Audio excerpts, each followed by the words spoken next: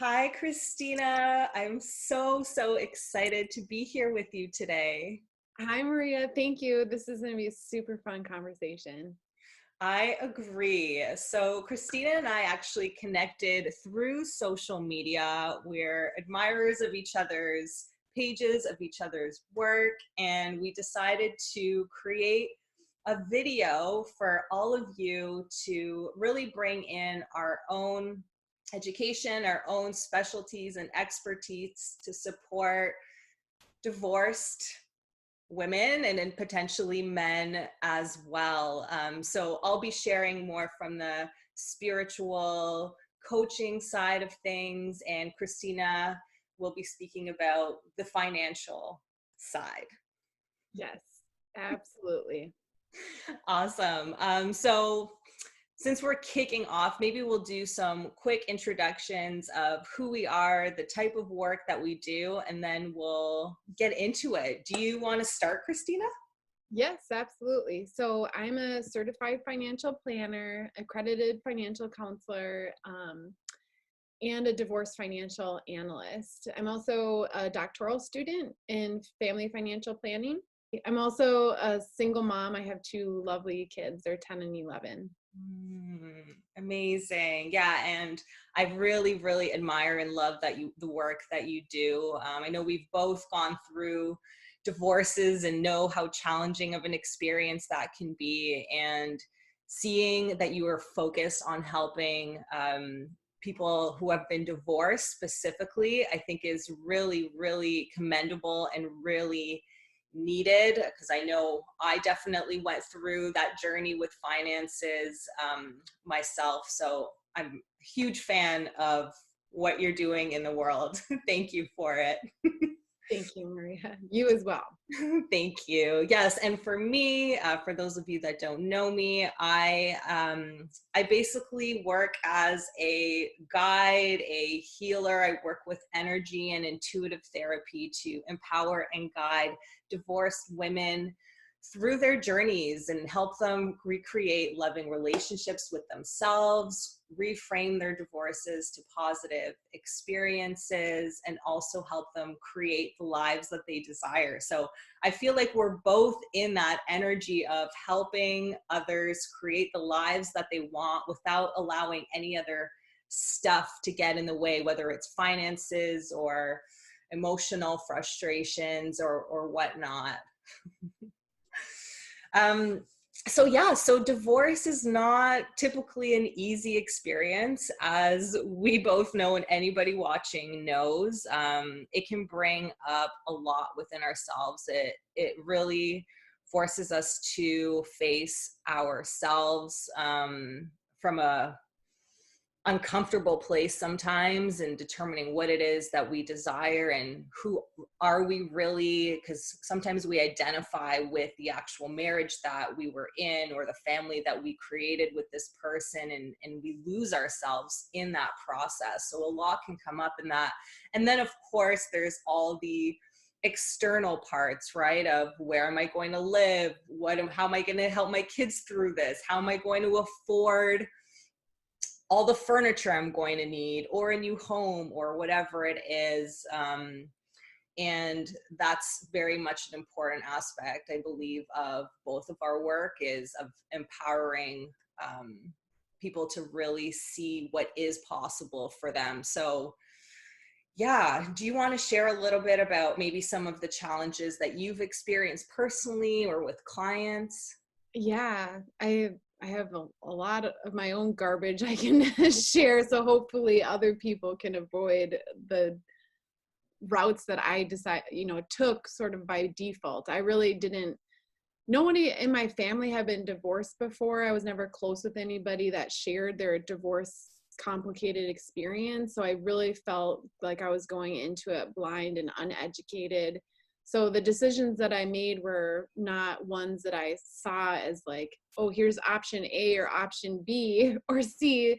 I just went down the path that was sort of, I felt like I was being led down, wasn't healthy, and there were other choices that I wasn't aware of. So hopefully we can, share that there are alternative ways to handle this that are much healthier for you and for your family than, some of the choices that you feel maybe like you have to take. So I found, like you had said, you find identity in your family. That was very true for me. I was a stay-at-home mom for 6 years. So my identity was really rooted in that as a role as a wife and mother. And then I had, a religious component to that where I really felt condemned by, the religious community that I was in, because divorce really wasn't an acceptable, or it was really looked down upon, or really discouraged as like an escape route. And so I had all of that to deal with. And then I also had the financial complications. Like, I didn't know how I was going to make it on my own. I was relatively young. I was 30 at the time. However, I thought that was like way too old to start over, which sounds so silly now looking back on it. But, you get confused. You don't see things from, the like an outsider perspective. And so no matter where you're at, you may feel like you're too old to start over, or like those challenges, the financial challenges of making it on your own are just too great for you. So my message for you, if you're feeling like that, is that's not the case. It's just the pressure of everything going on right now and these major changes that are happening that's making you feel like that. But there is a really great solution out there for you. Find the help that you need to be able to see that as an option. What you're feeling now is just kind of part of the negative effects of the divorce process, which is why I love talking with you and hearing your perspective, because you have just a totally opposite approach that I took, and I want to hear, how you coach people through that. Oh, thank you, Christina. And I can completely relate in feeling very alone and isolated going through a divorce, and a divorce in your 30s, which isn't overly that typical. A lot of them happen a bit later in people's 40s, or at least late 30s, and sometimes even later than that. And I didn't have any friends who had gone through it. I felt very much like it was me on my own, and I knew that I had a choice. I could choose to become a victim in it and feel sorry for myself and wallow, which I definitely gave myself some time to do, 100%. But with it, I also started to really see all the opportunities that were possible. And I started focusing on what it is that I wanted to create for myself in my life, versus always looking back and being like, what am I regretting? What could have been done differently? I chose to forgive myself, forgive my partner, accept that this was the best decision for both of us. And it was at a point where I felt it so fully and so truly in all of my body that now we can look forward and what are the amazing things that can come of this. So that's very much a part of the work that I do. It's really helping women see the opportunities and the gifts that come from going through such a painful experience, whether they chose it or not.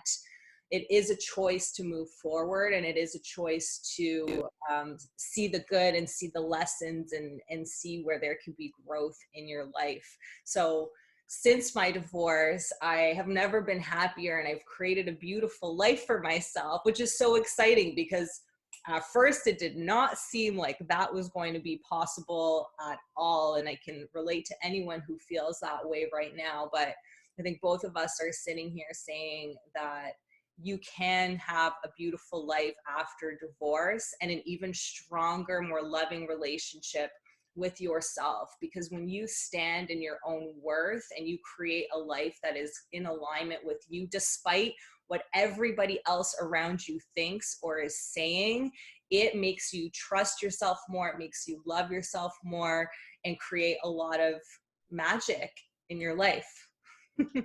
I love that. Oh my gosh, that is so wonderful the way you said magic in your life. It is really a choice.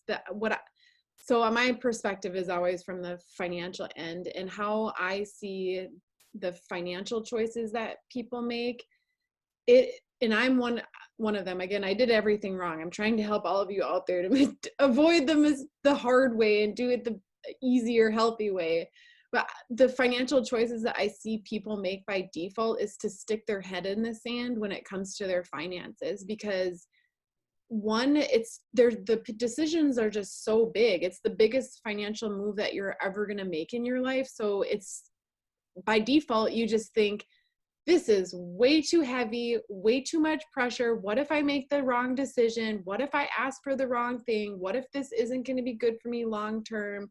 Is it fair? Like, these things are so big that people often just stick their head in the sand. They're like, I don't know, just I have other things to worry about. Like, I cannot handle this. So they just literally turn a blind eye to it and let things sort of like fall in place. So that's a choice. The other, even though it feels like that's just the default, it's actually a choice that people make. And there's a healthier way to approach that.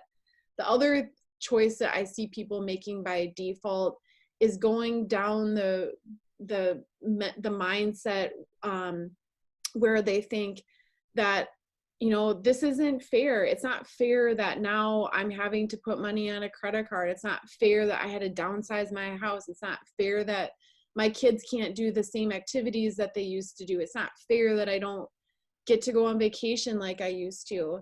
All those things are true, and no, it's not fair. However, there's a different mindset that you can take, and there's a different way that you can set up your life so that, one, those things aren't true, and two, that you're not feeling that way because it's a choice. Like, do you know what I'm saying? You're better at explaining this than me. Why don't you take over for a second? You're doing great. I really love that. And I resonate with it so much because I'm very much, especially when it comes to finances, putting my head in the sand type person. My partner took care of the finances. He wanted me to have more accountability in it. And I said, no, it's just not something that I enjoy doing or that really resonates with me. So when it came to my divorce and now having to, figure out a financial split that felt good to both of us, and then also, planning out my life now as a single income earner felt very uncomfortable. And despite it being uncomfortable and despite me not wanting to look at it, I made the choice to actually sit down with a financial advisor and say, let's look at where I'm at right now financially. Let's pretend that I'm not even going to get any money out of this divorce. Let's just look at what's coming in for me right now and what is possible. How can I budget things? How can I support myself in it? And exactly what you're saying, you have a choice in that matter. You can choose to not look at it and keep moving forward and dealing with all the stress and the discomfort of it, because just because you're not looking at it doesn't mean it's not there. Or you can empower yourself and get the support that you need. If you're not good at it, that's okay. That's what other people are out there for, right? People like you to help you with it. Yeah, absolutely. And it seems like overly simple that, like, just get help. Like, we think that this divorce there's a bit of a taboo, even though almost 50% of people marriages end in divorce. There's still kind of this taboo feeling that, like, oh, it's just not acceptable to, like, draw attention to yourself in the matter, and so let's just figure it out quietly, where that's not what's best. Ask for help. Find an expert who knows what you're going through, maybe has been there themselves, so they can identify with some of these things that you're talking about and come up with a solution. That it's so simple, but really, like, if you had an advanced medical problem, would you try to figure it out on your own? No, like you would get help. You would find specialists. You'd find somebody that has gone through this sickness or this issue that you have with like 100,000 cases, so they know exactly what they're doing, and they have a success to rate behind them, just to say like, yeah, I've handled cases like this is what I've seen happen. This is how I would recommend you going forward, because I've been down this path before. I know what you're facing, and I know how you can be set up for success. So really, it's so simple, but don't go at this alone, because when you're going at it alone, you have all the crazy emotions that you're dealing through, which is what you're helping with. Um, and then you also have like major decisions coming up that will affect you for the rest of your life. So get expert help to, make the right decision, right? Totally. Yeah. And I also understand why people don't, because they're afraid of the financial situation. So that typically comes up in majority of divorces, right? The finances. So they're like, well, I would love help, but I can't afford that right now. I don't want to spend money on getting someone to help me because I have to hold on to every penny that I have because I might end up broke and I don't know how I'm going to pay for this house. And like all of these fears just like grow and grow and grow until it's so big that Right. you just want to hide from it. hmm Which I wanted to pick your brain about a little bit more with this like law of attraction, because what you've identified is really like a scarcity mindset. It's thinking like, okay, I cannot spend $1 here because I need to keep my basket of money. Well, if you spend your dollar here, your basket of money is going to be so much better off long term because you invested that dollar up front. Whereas if you just, you know, all you were focused on, it was not losing that bucket of money, you're prohibiting it from growing in the future, and really like you're making yourself set back. So talk to me a little bit about law of attraction and how that like your mindset with scarcity is affecting you in this divorce process, because I don't think this is really being talked about. Yeah, for sure. I think the law of attraction, it's pretty out there right now. If you haven't watched The Secret, check it out. It's on Netflix. You can find so much information on it online, but in general, just Google the law of attraction. It's really powerful. But the premise of it is that what you put out into the world energetically, and energetically can mean through your thoughts, through your words, and through your actions, is what you actually end up receiving in return. So if you are in a scarcity mindset of I can't afford this, or I can't do this, or anything regarding language that is disempowering you, and actions that are disempowering you, you will just get more of that. Whereas if you say, I can afford this, even if you don't believe it, keep saying it until it becomes your truth. I can afford this. I will be okay financially. I'm going to thrive in my new life as a divorcee. That is what you are actually going to create. I love it. Okay. So I'm going to take a step back and I'm going to put this disclosure out. I am not suggesting that anybody go put a purchase on a credit card that you can't pay off in the end of the month in order to like live out this law of attraction. That's not what we're talking about.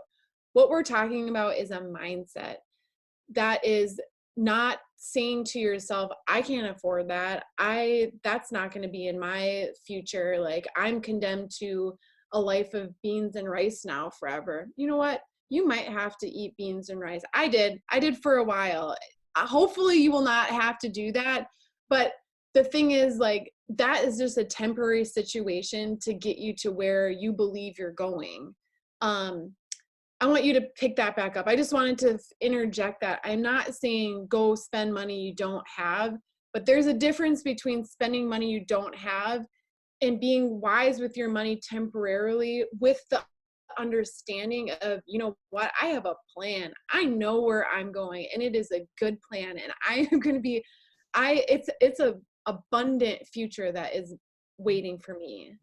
exactly. And I 100% agree with that. It's not that spending your money on thing or spending like you have money that you don't is actually more like putting your head in the sand than the law of attraction. It's very much about getting very clear on what it will be like once you do have that financial goal for yourself, or once you are in that home, and seeing it as a possibility, because it is not possible until you believe it's possible for you. So let's put money aside. Say it's even a partner down the line. If you pay attention to what you are saying out loud, if you say things like, well, now I'm going to be alone forever, nobody's going to love me, I'm going to be a single mom, or I'm going to be single for the rest of my life and I'm going to be miserable, no one's going to accept me as a divorced woman, what are you going to receive in return? All of that. But if you go into it saying, this marriage didn't work out, I'm grateful for the years that we did have together, but now I've made space for a new amazing person to come into my life to love me and accept me and rise me up. How much more empowering is that? Oh my gosh, I love it. Okay, I want to tell you a quick story, see if you approve. So that's my next goal, which I'm speaking into my life, is I want a life partner. I'm now ready to move on. And so I'm putting exactly what you say into practice. Somebody had given me a tip about this. Maybe it was you even. I can't remember, but somebody told me to clean out my closet, my second closet in my bedroom, because it was full of stuff that I didn't need. So I cleaned it out. So there's a second closet in my master bedroom, and I'm saying out loud, and to other people too. Maybe I'll post it on social media, my empty closet. I am ready for my future mate. There is room in my life. I am calling it in. Yeah, Is that on like what you're talking about, kind of? totally. Yeah, it's exactly that. So it's basically, it's almost like creating the space for what it is that you want to bring in, but also playing a little bit of make believe as if it already exists in your life, right? So how would I behave and how would I act if I had a loving partner? Well, maybe I would wear more dresses. Maybe I would make more of an effort in how I look when I go out. Maybe I would, every night when I go to bed, sleep on one half of the bed because the other half, I'm saving it for my partner. I would say I love you to him every night, and feel it as if he's already there or she's already there, right? So it's all of these practices that you can do, and take yourself on dates just like you would go with a partner. Do that for yourself, because the more love you bring to yourself, and love and abundance, they're the same thing. The more you bring that to yourself, the more that's the energy that you're going to bring in. Oh my gosh, I love it so much. I love it. Oh, okay. I'm going to do this. I'm going to take myself on a date. But I want to now piggyback on what you said, and like how you can live out this law of attraction with your money. Because just like these awesome tips you have for a partner, you can be doing that with your money life too. Because we want love, and we want financial prosperity in our lives. So the first thing that you can do is start checking your account balance. Stop checking it once a month and just hoping that there's enough money in there to wait until the next paycheck drops. See what's going in and out. So that's so simple. Check your bank account once a day, once a week, whatever, but stop ignoring it and just hoping that there's enough money in there. The second thing you can do is look at your investments. So many people think I'm not good at numbers. I don't know what to invest in. I just don't this is not my thing. My partner used to do this. Stop saying that. Find somebody who is good at that and ask them to explain it to you. What am I invested in? What does this mean? Is this good for my long term? Is it more short term? Should I be making a change? Am I putting enough in? What is start asking questions, or if you don't know what questions to ask this smart partner or friend of yours or a certified financial planner, something like that. How much should I be investing in order to match what my employer is matching? Don't just ignore it or push delete on that email that comes. Like, face it. If you're not comfortable with it, get help. Just don't turn a blind eye to it. So 2 really simple things that you can do. I love that. And just to add on to that, I am not a financial expert by any means, but when it comes to abundance and bringing in prosperity, take note of how you are feeling every time you do open up your bank account and access it online. Are you worried and contracting in your body and being like, do I have enough? Or are you going in and saying and thinking and feeling, I have more than enough to support me? Because that energy is super, super important as well. Oh, that is so good. I'm so glad you brought that up. Love it. Sure. And every time you do have to pay for something, right? Whether it's groceries or furniture or whatever, every time you're pulling out your credit card or taking out cash, be thankful. Be thankful that you have the money and the means to pay for things. We take that for granted. And then we're always like, well, I should have more. I should have more. It's like, well, first be grateful for what you actually have. Yeah. You can call in more of it. Yeah. I love how you said, like, almost make believe. This is going to feel really foreign at first, to be like thankful for swiping your card at the grocery store. You know, usually you're like, oh, here goes another $80 or something.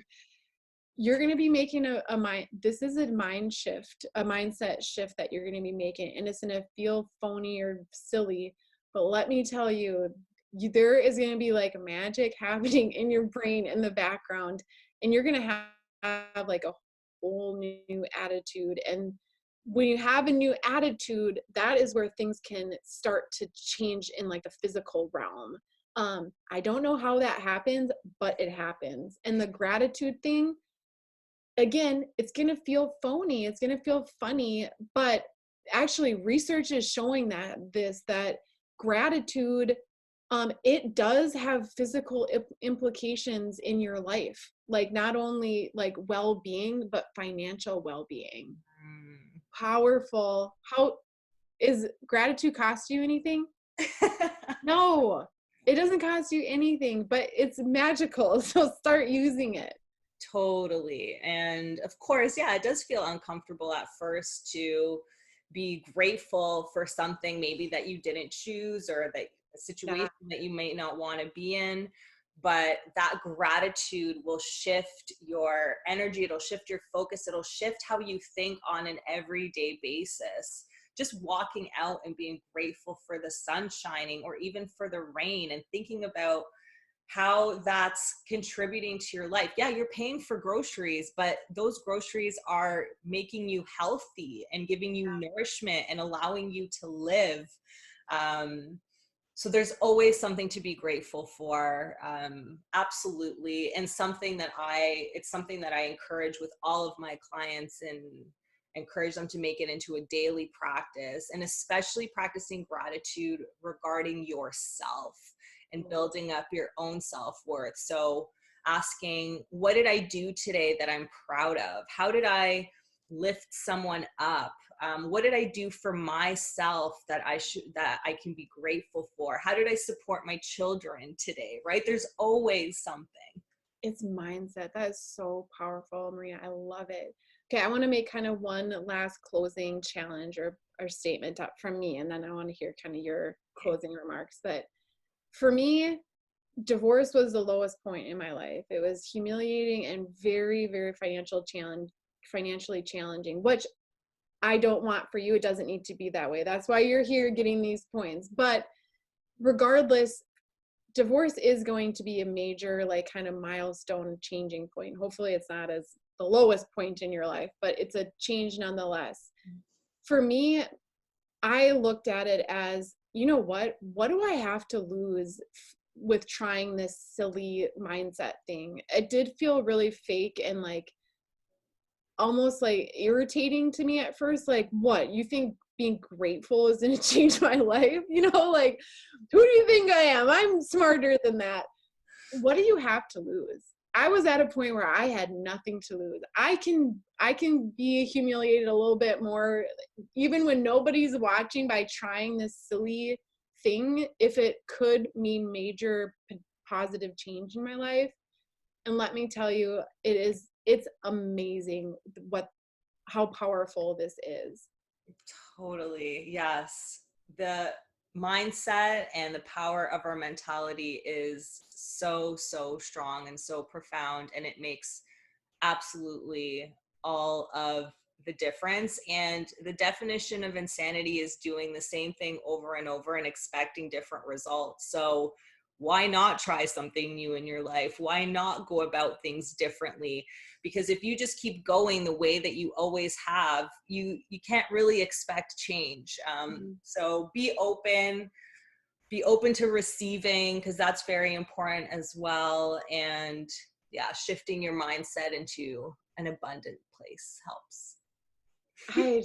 I I feel so refreshed after talking with you. So thank you so much, Maria. Yes, me too. Thank you, Christina. And before we wrap up, do you want to share about ways in which people can connect with you and work with you? Yeah, absolutely. Please reach out to me. Send me a direct message on my social media. I would love to offer a 30-minute free financial consult with you. If come with specific questions or about your money, I'm not in the spiritual realm. I'm not in the coaching realm. But if you have money related questions tied to divorce, ask me and I will do my best to point you in the right direction. Beautiful. Yes, definitely reach out to Christina. I wish I knew you when I was going through my divorce, because I know we Likewise. and yeah, and if you want to work with me, you can either reach out to me through my social media profiles, through my website, mariajuswin.com, and I offer one-on-one dedicated work with you where I use energy healing to connect into what's actually going on with you inside in your energetic body, which all kinds of amazing things come through when it comes to that. It can be from your spirit guides, it can be from your higher self, it can be from source. And then also, I am actually going to be starting off this month a 3-month online program called the Empowered Divorcee. And it's a live online group program for divorced women to learn all kinds of tools and practices that they can use to support themselves, like the law of attraction. That's actually one of the modules. Funny enough that we were talking about it. And also build in accountability into their lives in applying some of these tools and ways of being and doing some healing and releasing as well. So if you're interested in that, you know where to find me, and it'll be an amazing, amazing program.